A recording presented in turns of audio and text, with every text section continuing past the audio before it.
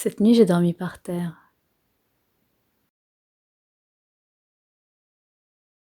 J'aime bien dormir par terre, à même le sol, que ce soit un parquet ou un carrelage ou un tapis fin. Le corps à même le sol, le corps à même la terre. Humus. En latin, humus signifie le sol, la terre.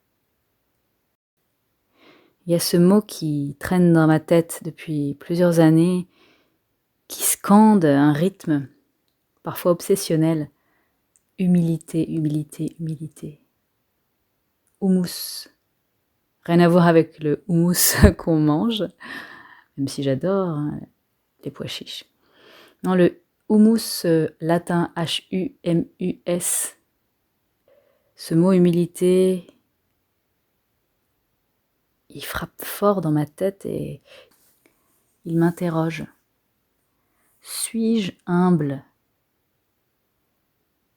Est-ce que je ressens cette humilité chaque jour? Suis-je humble? Es-tu humble? Humble par rapport à quoi? Par rapport à qui?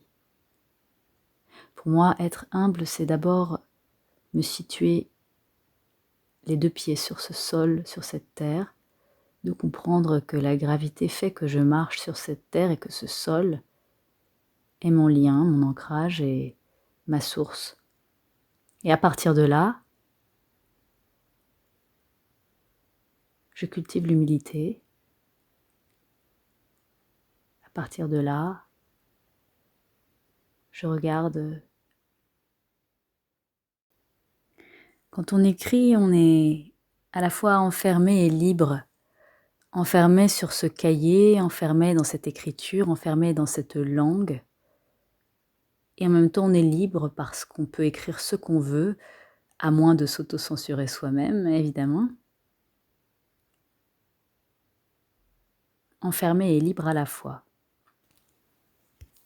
En ce moment, je lis un livre. Est-ce que vous connaissez le livre de Frank White, The Overview Effect? En français, ça se traduirait par l'effet de surplomb. La vue d'en haut, moi je dirais plutôt la vue de loin, la vue depuis le cosmos, depuis l'espace, depuis l'univers, la vue qui fait qu'on voit la Terre de très loin. Comme si on volait en orbite et même au-delà de l'orbite et qu'on voyait cette Terre, la planète Terre, cette planète du système solaire, de notre système solaire, comme si on la voyait de très loin. Et les astronautes le disent, comme nous l'explique Frank White, qui en a interviewé plus d'un, dans son livre The Overview Effect, publié en 1987, la Terre vue de loin n'a pas de frontières, évidemment. C'est d'une simplicité ce que je viens de dire. La Terre vue de loin n'a pas de frontières, n'a pas de lignes, n'a pas de mots indiquant des noms de pays. La Terre n'a pas de mots, d'ailleurs. Tout court. La Terre n'a pas de nom qui serait la Terre. Mais nous, les humains, nous sommes doués de ce beau langage qui nous permet de mettre des mots sur tout, partout, sur tel et tel. Alors, on a nommé notre planète la planète Terre. Et puis, on a donné le nom à des pays. Et puis, on a tracé des lignes pour des frontières. Et puis, aujourd'hui, on se rend compte que certaines entités qui font partie du vivant, j'ai nommé le virus, certaines entités n'ont pas de frontières, apparemment. Il est partout et nulle part, mais surtout partout en ce moment.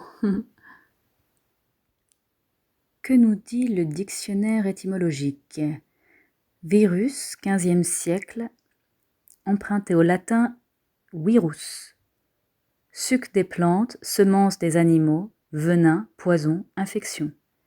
Et figuré, âcreté, amertume. D'abord emploi au sens vieilli de substance organique, pu, etc., capable de transmettre la maladie. Et au sens figuré, à partir de la fin du XIXe siècle, au sens spécial de micro-organismes infectieux. L'effet de surplomb. l'effet de surplomb. La vue d'en haut, moi je dirais plutôt. La vue d'en haut, moi je dirais plutôt. La vue de depuis le cosmos, la vue d'en haut, moi je dirais l'univers, la vue l'espace depuis l'univers, la vue depuis le cosmos, l'espace depuis l'univers, la vue qui fait qu'on voit la Terre de très loin.